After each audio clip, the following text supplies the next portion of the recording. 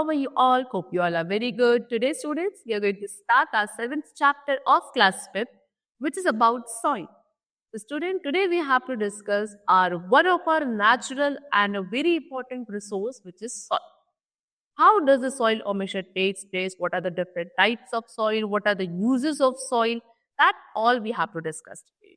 Let's begin our chapter with the topic that is soil. First of all, we have to discuss about soil, that what do we basically mean by soil. Soil is the uppermost layer of the earth. Most of the earth is covered with soil. It is very useful. Soil formation takes millions of years. It is a slow, long and continuous process. It is a natural resource. All the plants and trees grow in the soil. All the crops also grow in the soil. Soil is very important for survival. तो student हमारे अर्थ की सबसे upper most layer, सबसे ऊपर की जो layer है उसको हम सॉइल कहते हैं. हमारा जो अर्थ है, मोस्ट ऑफ द अर्थ वो किससे कवर्ड है? सॉइल से कवर्ड है. काफी यूजफुल है और इसकी फॉर्मेशन के लिए क्या मिलियंस ऑफ ईयर्स का टाइम लगता है तब जाके सॉइल फॉर्म होती है. एक धीरे धीरे और लॉन्ग एंड कॉन्टिन्यूस प्रोसेस है सॉइल का फॉर्मेशन. एक नेचुरल रिसोर्स है, यानी कि नेचुरली मिलती है. ठीक है, जितने भी प्लांट्स हैं, ट्रीज हैं, वो सॉइल में ही ग्रो करते हैं. जितने भी क्रॉप्स हम लोग यूज करते हैं वो सब आपके सॉइल में ग्रो करते हैं. Soil is very important for the survival. Plants, trees, crops, they all grow in the soil. Soil is home to many creatures. बहुत सारे क्रिएचर्स, छोटे छोटे बड़े, उनका घर क्या है? सॉइल ही है. उसके अलावा ब्रिक्स, क्ले, पॉटरी, टॉयज, इन सब को भी बनाया जाता है with the help of soil. Now next is formation of soil.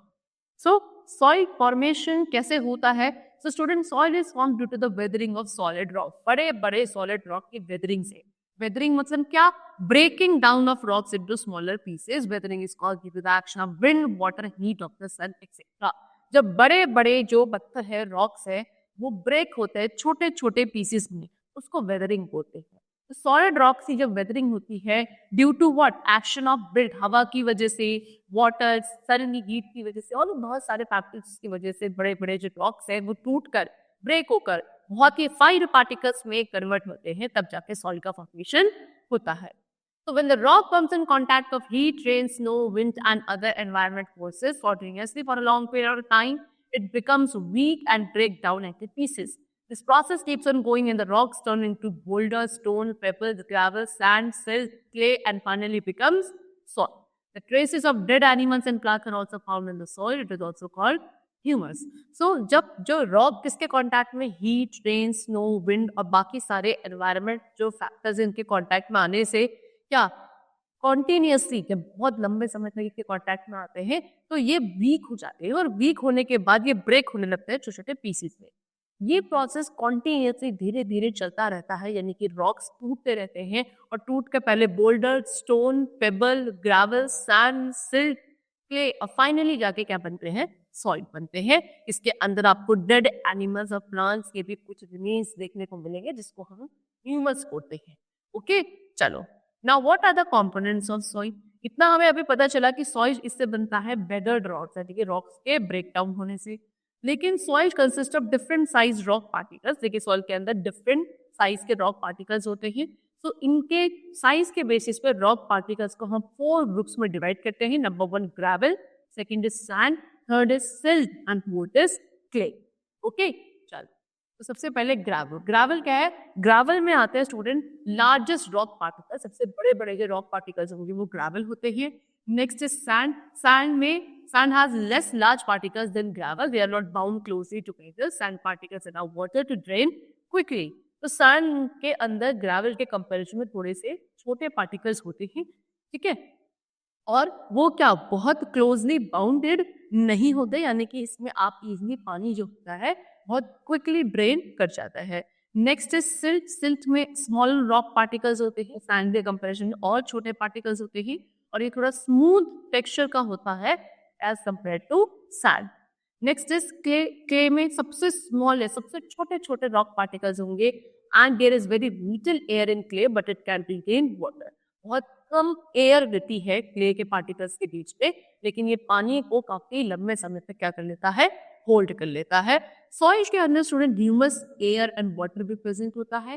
Humus मैंने अभी आपको बताया था, इट इज डेड और decaying remain of plants and animal. Okay, it makes the soil suitable for growing plants. Water and soil are present in the space between soil particles. Humus क्या है? जो plants and dead plants और animals का remain रह जाता है, decaying particles रह जाते हैं, उससे soil का formation होता है, उसको हम humus कहते हैं. ओके, और ह्यूमस सॉइल को फर्टाइल बनाता है, सूटेबल बनाता है कि आप इसमें एक अच्छी क्वालिटी के क्रॉप्स को ग्रो कर सकते हैं या प्लांट्स या ट्रीज को. ठीक है, उसके साथ साथ water and soil are also present. Water और क्या सॉइल भी आपके प्रेजेंट होती है. सॉइल पार्टिकल्स के बीच पे स्पेस होता है. So this is gravel, this is sand, this is silt and this is clay. ठीक है, now we are having layers of soil. अब सॉइल के डिफरेंट लेयर्स हैं, इनको हम हॉरिजन्स कहते हैं. ओके, चलो, सॉइल में कितने हॉरिजन्स हैं? 3 हॉरिजन्स आते हैं, A horizon, B horizon and C horizon. ठीक है, चलो, ए हॉरिजन. ए हॉरिजन क्या है? ए हॉरिजन को हम टॉप सॉइल भी बोलते हैं. टॉप मोस्ट लेयर जो होती है वो एक हॉरिजन बनाती है. इसमें ह्यूमस और मिनरल सबसे ज्यादा प्रेजेंट होता है. सॉफ्ट एंड पोरस होती है, ज्यादा पानी होल्ड कर पाती है. And it is a home of many living organism. बहुत सारी लिविंग ऑर्गेनिज्म का घर है आपकी टॉप सॉइल, है ना. उसके साथ साथ जो रूट्स होती हैं प्लांट्स की, वो भी किसी सॉइल के लेयर में होती हैं. नेक्स्ट इज बी हॉरिजन, जिसको हम सब सॉइल कहते हैं. टॉप सॉइल के जस्ट नीचे वाली जो लेयर है इसको हम बी हॉरिजन या सब सॉइल कहते हैं. ये आपकी हार्ड होती है और ज्यादा कॉम्पैक्ट होती है as compare to top soil. ठीक है, ह्यूमस की क्वांटिटी कम होती है इस लेयर में, लेकिन मिनरल्स बहुत अच्छे खासे होते हैं बी हॉरिजन के अंदर. नेक्स्ट है सी हॉरिजन, ये आपके सब सॉइल के नीचे बनी है. ठीक है, चलो, ये किसकी बनी है? ये छोटे छोटे रॉक्स और क्रैक्स से मिलकर बनी होती है. फिर सी हॉरिजन के नीचे student there is bedrock. C horizon के नीचे क्या होता है? बेडरॉक होता है, काफी हार्ड और सॉलिड रॉक से मिलकर ये बना होता है. Now we come to types of soil. What are the different types of soil? So student, soil को ब्रॉडली हम कितनी treat? Number 1 sandy soil, number 2 clayey soil and number 3 is loamy soil. So these are the 3 different types of soil. सबसे पहले sandy soil. Sandy soil contain sand. नाम से समझ में आ रहा है सैंडी सॉइल यानी कि इसमें क्या होगी? सैंड होगी. Well aerated, which means it is filled up by air because it has large space between the particles. It cannot retain water and is not ideal for crops. It cannot hold the nutrients. तो well aerated soil है यानी कि इसके अंदर काफी ज्यादा space होता है जो कि किससे? एयर से फिल्ड अप होता है. ठीक है, चलो, फिर उसके साथ एयर से फिल्ड अप है यानी कि ये वाटर को होल्ड नहीं कर सकती, ये वाली सॉइल रिटेन नहीं कर सकती, यानी कि इसके अंदर हम क्या क्रॉप्स को ग्रो नहीं कर सकते. क्रॉप्स ग्रो करने के लिए it is not an ideal soil. ठीक है, ना ही इसके अंदर ज्यादा न्यूट्रिएंट्स होल्ड कर पाते हैं. Next is clayey soil. Clayey soil आपका सैंड और सिल्ट का मिक्सचर होता है. ठीक है, it can trap very little air in it but it can not hold much water. इसके अंदर भी क्या एयर ट्रैप हो जाती है, लेकिन as compare to sandy soil थोड़ी कम होती है. लेकिन पानी इसके अंदर भी ज्यादा होल्ड नहीं हो पाता है, यानी ये भी एक अच्छी सॉइल नहीं है for the growing of crops. ठीक है, वाटर जो है बहुत इजीली ड्रेन हो जाता है इससे धीरे धीरे, है ना, और इसकी वजह से वाटर लॉगिंग यानी कि पानी होल्ड नहीं कर पाती है soil. Next is loamy soil. Loamy soil is a mixture. किसका मिक्सचर है? सैंड, सिल्ट और क्ले का इन द राइट प्रपोर्शन. यानी कि सैंड, स्ले और सैंड, सिल्ट एंड क्ले के मिक्सचर से बनती है लोमी सॉइल. और एक एक्यूरेट एंड राइट अमाउंट में प्रेजेंट होते हैं ये तीनों ही चीजें. इस सॉइल के अंदर ह्यूमस भी प्रेजेंट होता है लोमी सॉइल के अंदर, and it is the best and ideal soil for the growing of crops. Which soil? Loamy soil. Okay, so it is ideal for crops और सबसे ज्यादा fertile soil होती है. ये एयर और वाटर दोनों को ही एक sufficient quantity के अंदर ये वाली soil क्या कर सकती है? होल्ड कर सकती है. ठीक है, चलो. Now we come to uses of soil. अब soil के uses क्या है? So student, we know that soil is an important resource. सबसे important resource है. क्यों इम्पोर्टेंट है? बहुत सारे ऑर्गेनिजम्स के सर्वाइवल के लिए जो अर्थ पे मिलते हैं, ठीक है, उन सभी के सर्वाइवल के लिए सॉइल इज इम्पोर्टेंट.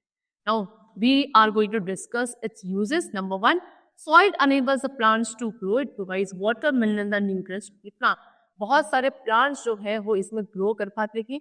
इसके अलावा वाटर, मिनरल्स और न्यूट्रिएंट्स सॉइल प्रोवाइड करता है किसको? प्लांट्स को. उसके साथ सॉइल शेल्टर भी प्रोवाइड करता है बहुत सारे ऑर्गेनिजम्स को, जैसे कि अर्थवॉर्म्स, इंसेक्ट्स, फंगाई, ये सब सॉइल में ही रहते हैं. उसके अलावा पॉटरी, ब्रिक्स वगैरह बनाने के लिए सॉइल का यूज किया जाता है. ब्यूटी प्रोडक्ट्स भी हैं कुछ जो सॉइल की हेल्प से बनाए जाते हैं। Waste water treatment plant often have a soil treatment, जो वेस्ट वाटर ट्रीटमेंट प्लांट लगाए जाते हैं वो मेरे सॉइल का ट्रीटमेंट होता है। Soil provides anchorage for roots and hold water and nutrients. Soil क्या करता है, एक रूट्स को होल्ड करता है, वाटर एंड न्यूट्रिएंट्स को अपने अंदर होल्ड करके रखता है। उसके साथ साथ बिल्डिंग प्रोसेस के लिए भी एक इम्पॉर्टेंट पार्ट होता है soil. Now next we are going to talk about soil erosion. Soil erosion क्या है, सी the removal or carrying away of the topmost layer of the soil is known as soil erosion. It is caused due to the action of wind, water, or human activities. Soil gets eroded in the areas more where there are no trees or grass, as plants and grass have roots in the soil. They prevent the soil erosion. So क्या जो हमारे अर्थ में जो topmost वाली layer होती है soil की, उसका रिमूव होना या उसका कैरी अवे होना is known as soil erosion. किसकी वजह से होता है ये, जब बहुत ज्यादा तेज हवा चल रही है, पानी का बहाव है, ठीक है, या कोई भी ऐसी ह्यूमन एक्टिविटी जो सॉइल को रिमूव कर देती है, टॉप मोस्ट एयर जो है सॉइल की सबसे ज्यादा फर्टाइल होती है, उसको हम सॉइल इरोजन कहते हैं। और सबसे ज्यादा सॉइल कहाँ इरोड होती है, ऐसे एरिया में जहाँ ट्रीज नहीं होते या ग्रासेस नहीं होते हैं। एक्चुअल में ट्रीज, ग्रासेस या प्लांट्स में जो रूट्स होती हैं वो सॉइल को अपने अंदर बाइंडेड रखती है, रूट्स, ठीक है, होल्ड करके रखते हैं, जिसकी वजह से सॉइल इरोड नहीं होती, ठीक है। तो जहां ट्रीज या प्लांट्स नहीं होंगे, बहुत कम होंगे, वहां सॉइल का इरोजन सबसे ज्यादा होगा। तो क्या क्या कॉजेज हैं सॉइल इरोजन के, सबसे पहले वाटर, रेन और फ्लड्स, ये सॉइल इरोजन के सबसे मेन रीजन है। When it rains heavily soil is washed away with the flow of water. जब बहुत ज्यादा रेन होता है और तेज बारिश होती है तो सॉइल पानी के बहाव से, रेन वाटर के बहाव से, प्रेशर से फ्लो अवे हो जाती है, ठीक है। या फिर ऐसी जगह जहां लैंड बेयर है, यानी कि जहां कोई भी आप क्या नहीं करते हो, क्रॉप प्रोडक्शन ट्रीज नहीं होते हैं, वहां जो हवा है, विंड है, it remove the soil from one place to the other which results in the soil erosion. तो वहां विंड क्या करके सॉइल को एक जगह से दूसरी जगह रिमूव कर देती है, जिससे सॉइल इरोजन होता है। नेक्स्ट है ओवर ग्रेजिंग ऑफ एनिमल, ठीक है, जब एनिमल्स ओवर ग्रेजिंग कर लेते हैं, ज्यादा कहीं भी ग्रास की ग्रेजिंग हो जाती है, उससे भी सॉइल का इरोजन होता है। Because cattle graze the grass and make the land bare and loosen the soil. क्योंकि जो कैटल्स होते हैं वो सभी ग्रास को ग्रेज कर देते हैं और उससे लैंड वहां बेयर हो जाती है, खाली हो जाती है, लॉइड्स जो आपकी सॉइल है वो लूज होने लगती है। फिर डिफॉरेस्टेशन भी आपका एक बहुत बड़ा रीजन है सॉइल इरोजन का। Next, excessive flowing of this field loosen the soil and remove the grass cover, this is the soil erosion, ठीक है।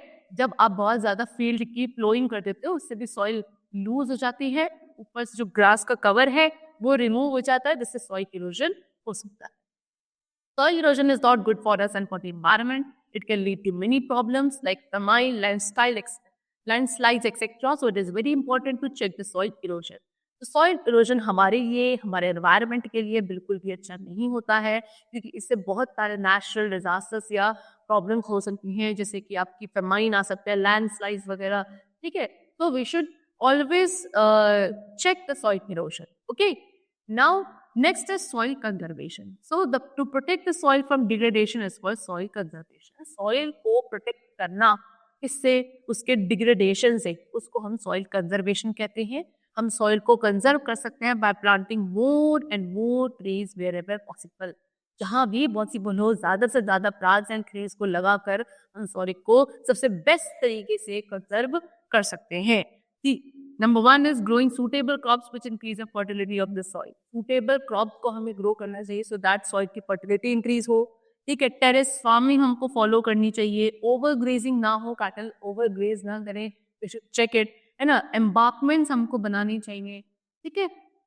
तो ये आपको कुछ मेजर्स या methods given है, base given है, that how can we conserve the soil from its degradation. Okay, chalo. So student, the chapter is completed over here. We have discussed the various concepts regarding soil. Okay, I hope you all understood the chapter very well. The chapter is completed. We will meet you very soon with a new chapter. Till then, take care and thank you everyone.